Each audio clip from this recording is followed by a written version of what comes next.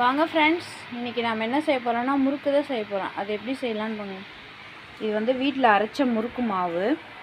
இப்போ வந்து நான் ஒரு ரெண்டு ஸ்பூன் வந்து எள்ளு சேர்த்துருக்கேன். அதுக்கப்புறம் வந்து உப்பு, பட்டர் சேர்க்கணும், அவ்வளோதாங்க. பட்டர் பாருங்கள் ஃப்ரெண்ட்ஸ். வாங்க ஃப்ரெண்ட்ஸ், முறுக்கு எப்படி பண்ணலான்னு சொல்லிட்டு இந்த முறுக்கு புளிய தேடு.